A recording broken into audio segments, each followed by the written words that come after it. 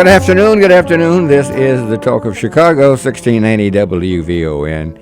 America's Heroes Group Roundtable with partner Chicago Regional Office Veteran Benefits Administration. Happy New Year to everybody. January is Cervical Health Awareness and National Blood Donor Month. You need to know that, of course, and hopefully participate. A lot of people participate in blood donor programs. I have done that many, many times, and I hope many of you do the same thing. I am Cliff Kelly, and as a host, our executive producer is Linda Smith. Our digital media producer is Manny Corazari. And we're going to talk to somebody that we just love to have on. He gives us so much great information. He is Hughes S. Turner, U.S. Army veteran, paratrooper, and SES Executive Director, Chicago VBA Regional Office. Hughes, how are you today? I'm fine, and Happy New Year to everybody. Good. It's hard to believe it's 2020 already. Isn't that something? That's right. That's right.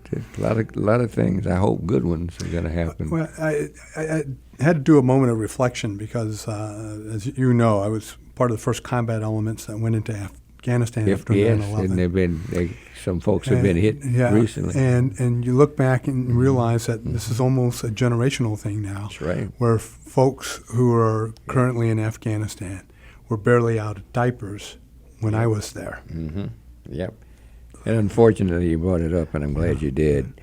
How many people were injured reporting today? Do you know? No, I've not kept up with that information. Yeah, there were some. But it's again, it just reminds you that every day we have young folks who are in harm's way. That's right. That's right. And they need our support. Yeah. That's for sure. So one of the things, we were talking about support, Hughes, and you always bring us information, of course, but this is an unfortunate situation where we have to discuss. Has to do with homeless people. Yes. Tell us about that. Well, the reason why I thought this would be a timely topic is that annually, nationally, there is what is called a point-in-time count, which is done on one night in the month of January across the country to kind of give us an idea of the number of homeless people we have in this country. We have one coming up, and Chicago's participating in it, and that is on Thursday night, the 23rd of January, from 9 p.m. to 3 a.m., and it's a citywide event. This will be my third event that I've participated with. This is annual? This is annual, and the point-in-time homeless count provides the Chicago Department of Family and Support Services and the Chicago Continuum of Care, and is partners with a snapshot of Chicago's homeless population. And just what are the times on that again? That is on the 23rd of January, right. 9 p.m. to 3 a.m., and there is a website for those who are interested in volunteering that you give at the end, so people can go to that website and get more information. Just kind of put things in perspective. Sure. Chicago is one of several cities, and the other cities that routinely do this, Boston, Washington, D.C., San Diego, Philadelphia, New Orleans, and we all do it the same night. And typically in Chicago, that particular day is one of the coldest nights of the year. Last year, as I recall, the actual air temperature was minus 22. Oh, wow. You know, and so we get a number of volunteers, and we get a good turnout of volunteers to go out and help in this event to canvass and get information and data that we provide government entities, which is helpful.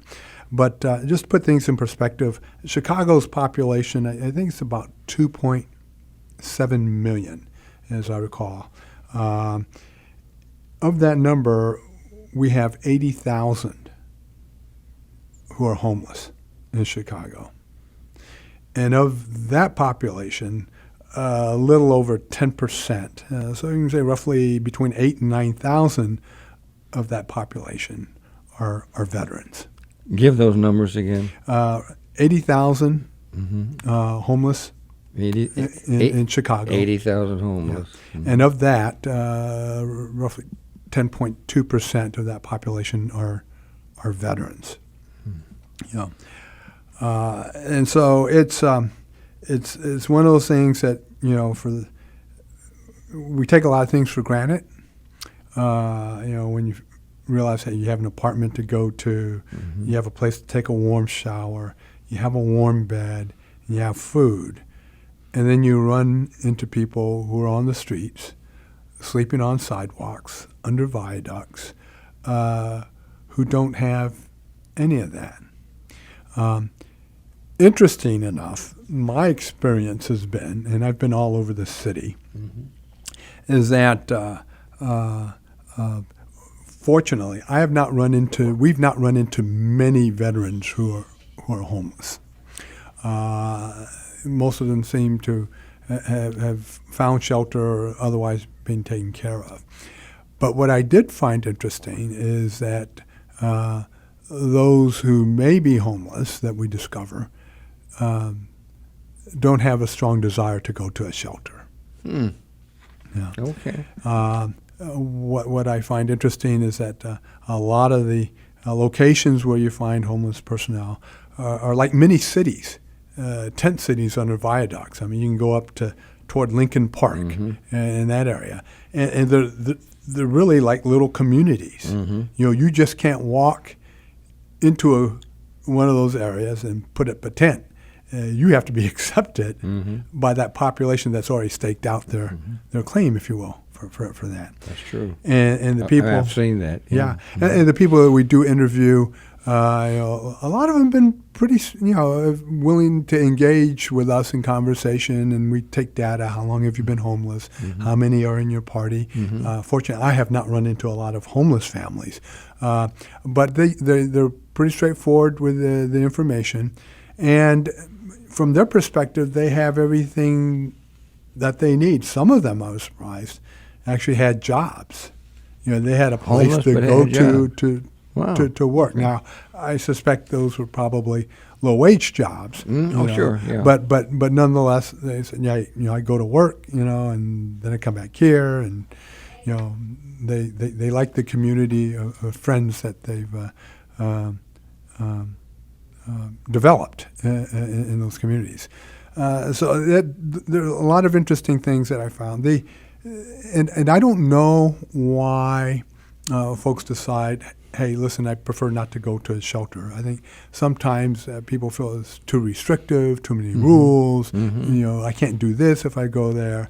Some things come up missing. I heard that. Yeah. And so they prefer and the people they band they with, right? Yeah. It's just like being a unit in the service. Yeah, absolutely. Right. Absolutely. We got some problems, but we're together. Yeah. Yeah. And so, they manage. But what it does do for those people who aren't homeless, folks like myself who participate in these events, you gain a greater appreciation for what you have, Sure. and the circumstances that you're in. Now, when you talk to these people, Hughes, what kind of responses do you get? What do you ask them? And how they we typically ask. We don't necessarily take their names, but we ask, how many are in their party, how long have they been. Do you mention the military? We ask that question. Have you been in the military, or any of you veterans? And that allows us, number one, to broach the topic of services that are available to veterans. Exactly. And in some cases, we manage to get the necessary information to see if they're eligible for certain benefits. And that's been very helpful. Now, that's interesting that you said that, which is why I asked the question. Those who say they are veterans, they've been in the military, Hughes, I'm sure most of these veterans know that there are things that are available Do they tell you why they haven't tried to take advantage of them? I think a lot of, I think there are probably two major categories. Some folks who, just aren't interested. They kind of like being by themselves and don't feel the need, which I find surprising because some of them may have access to health care that would benefit them. But are they, as well. PTSD or something? I think that's a hard, that's a clinical diagnosis. It requires a doctor to make those determinations. It would be easy for me to say that I think they may have some issues. We don't know what. But I'm not an expert in that field. But what I do find, and this is just an observation on my part, is that I would say that for those veterans that I may run into, or we may run into out there, that they do have mental health issues. And that's part of the challenge of getting them to a shelter because of that. Not because people wouldn't accept them, is that it's just a hard nut to crack to convince somebody to voluntarily come to a shelter and seek help and services there. So although they may recognize you that the help is there, they just don't want to be subjected to it. That's what I find. That's what I find. Now, what's heartwarming about this event, as an annual event, are the number of volunteers. It's great. Who come. I mean, several hundred. And there are locations around the city where they gather. They go out in groups to different parts of the city to canvass the homeless population and get the data in. But you'll find doctors, medical residents, interns, from some of our area hospitals, college students, graduate students from University of Chicago, from University of Illinois Chicago, from Northwestern. You find folks who work everyday jobs, like myself, who volunteer to do this, which is great. And it's heartwarming. To see have those many people. And that this is heartfelt on their part. Again, Hughes, this is the 23rd. That's correct. 23rd of January from 9 p.m. to 3 a.m. Right? Yeah, that's correct. Right.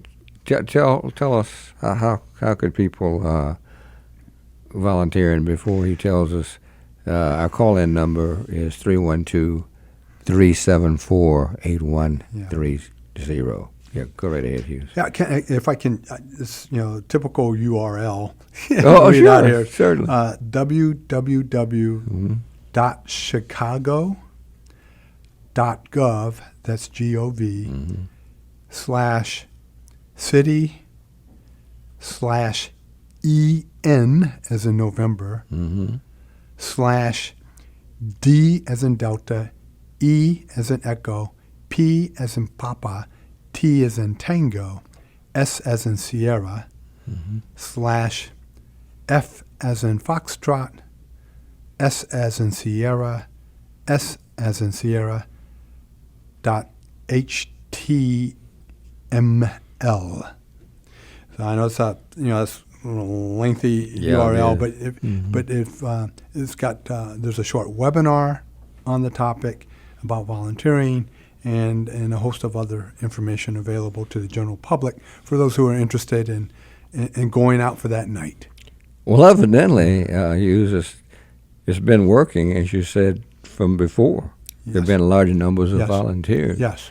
Which is a great thing. And in particular, young people. That's what gets me excited. Yeah. The number of college students, the sophomores and juniors in college, young people who want to make a difference and who take this very, very seriously, who step forward. I think that's great. We're talking America's Heroes Group, a roundtable, of course. We're talking about young people, or people, not just young people, obviously, who are homeless. And we have Hughes Turner with us, U.S. Army veteran, paratrooper, and SES Executive Director at Chicago VBA Regional Office. We're always pleased to have him. As usual, he brings us some good information. This is something, point in time, count of homeless people in Chicago, which is extremely interesting. Yeah, and the other thing, they don't just do this because of, they want to help people. There's data that is gathered, okay? And the data that's gathered serves as a basis for federal funding, informs service and resource planning, and undoubtedly raises public awareness about homelessness. But we do ask the question, you asked us what questions we ask. A lot of that's data related, but that's important because it feeds into the federal funding piece and service and resource planning. That's great. Yeah, that does make a difference. Yeah. Where do we stand? You mentioned Boston, D.C., Philadelphia, New Orleans. Where do we stand? In terms of the number of homelessness, yes. I don't know, but this is what my intuition would tell me, that people tend to gravitate toward warmer cities. So San Diego has and L.A. have sizable homeless populations. New Orleans. Yes, I was thinking of that. Yeah, vice Boston or Chicago or Minneapolis, St. Paul. Yeah. Not that they don't have a homeless population, but you'll find large numbers. Oh, sure. In those cities. I could do well in New Orleans. I know. Yeah. Along Canal Street and some of those other areas. Because you do see them, unfortunately. I think that's the most startling thing for folks who've not ventured out after the bewitching hour at night, to actually see people laid out on sidewalks on a piece of cardboard with a blanket over them, sleeping like they were sleeping in a bed, right in the middle of the sidewalk, and people stepping over them. Yeah. Yeah. Well, okay, so what happens after this, Hughes? You talk to these people, and if they do not want to be housed or whatever, what normally happens? Well, normally we thank them for the service. The other thing is we do have goodie bags, quote unquote, with blankets, flashlight, socks. Oh, good. Those type of items, personal hygiene items that we provide them. They're most grateful for that, and so we're able to provide them those items. The other thing is we thank them for participating in our survey because that's helpful for us. That's good. And this, again, I want to make sure everybody knows, Hughes, that it's the 23rd, right? That's correct. 23rd of January, and it's from 9 p.m. to 3 a.m. It's a long, cold night. Yeah. Typically. Yeah, oh, sure. Yeah. Sure, hopefully it won't be too bad. Yeah. But again, before we end, I want you to give a way that people can participate. Okay. Yeah. Now, in the how many times has this happened in the past? Well, I'm sure it's occurred before I got here. I'm completing my third year. I've just completed my third year in Chicago. It's hard to believe. Sure. And I've participated in 3 of them. Okay. So every year that I've been here, they've had this event. That's great. And I know it existed before I got here. Is the city involved in it at all? Yes. Good. Yes, the city is involved. Yeah. Yes, the city's involved. The federal government's involved with HUD and the VA. Yeah. In fact, a person from my staff, who you all are very familiar with, is our homeless coordinator. Okay. That's Mr. Kevin Howe. Sure. Yeah, and he's been on your program at least twice. That's right. That's right. Yeah. And so he's we have a dedicated resource. We do have dedicated resources to this effort on the part of VA. Now, there are a couple of homes I do want to mention that I'm aware of that do provide housing for veterans. One's called A Safe Haven.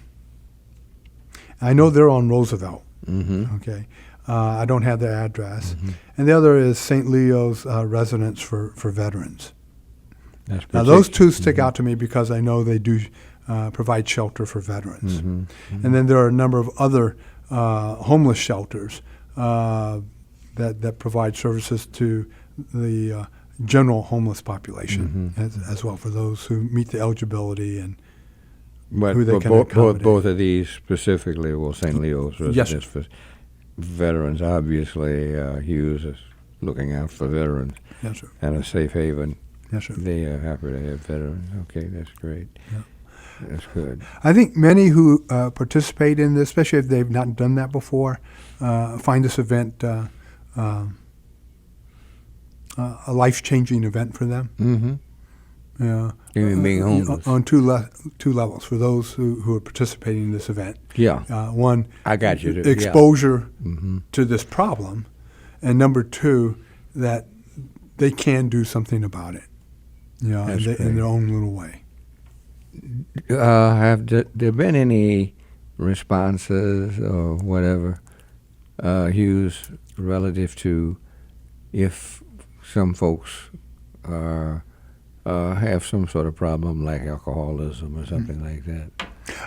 Well, they'll freely admit that, hey, I've got a drinking problem, Okay. or I have a drug abuse problem. That's what I was talking about, because with this situation with the pot, I was wondering, has your group discussed that at all? We have not. This will be interesting because now it's legal. Pot is legal. That's right. So we may run into more folks that taking a puff. Than before. And not afraid of being busted. There's no reason reason. Right. Unless they're in a zone that says no smoking or something, I guess. But they freely admit, those individuals who have substance abuse issues, they freely admit that. And that's a good thing, particularly if they're admitting it, because they're looking for help. Yeah. That could be the case. Yeah. And we try to encourage them to do that. And if they need help, we have a command center that we can call back to and say, hey, listen, there's an individual, this is his or her name, and this is where they're located, and they'll send somebody out. Great. To Tell me about, we have a lot of women vets. Do you have any stats on that? I do not have. Okay. I'm sure we could probably Google that and find that out. Fortunately for me, I've not run into many. Now that that may be just by chance. No, gotcha.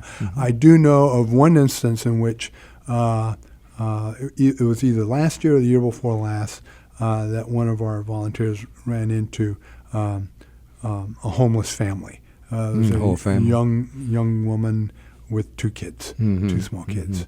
Okay. And I couldn't tell you whether that person was a veteran or not. That's what I was wondering. Yeah. That's can be a very serious situation about that. Okay, Hughes, this is wonderful. We're closing out a very interesting situation here with Hughes S. Turner, U.S. Army veteran, paratrooper, as you know, and SES Executive Director, Chicago VBA Regional Office. I want you to repeat what is going to be happening coming up. Sure enough. Chicago's point-in-time homeless count will be occurring in Chicago on Thursday, the 23rd of January, from 9 p.m. to 3 a.m., and this is a citywide event. This point-in-time homeless count provides the Chicago Department of Family and Support Services, the Chicago Continuum of Care, and its partners with a snapshot of Chicago's homeless population. It allows us to gather data, which is a basis for federal funding, informs service and resource planning, and certainly raises public awareness about the homeless crisis around the country. And again, the numbers, population of about 2.7 million in Chicago, 80,000 of them are homeless, and 10.2% of them are veterans. Now, would you like the website once more? Or, yeah. Okay. Mm-hmm. Yeah, the website to get more information on this is www.chicago.gov/city/EN/DEPTS/FSS.html. And there's a lot of information out there. Hughes, thank you so much. Oh, thank you. Appreciate it. Yes, sir. Always.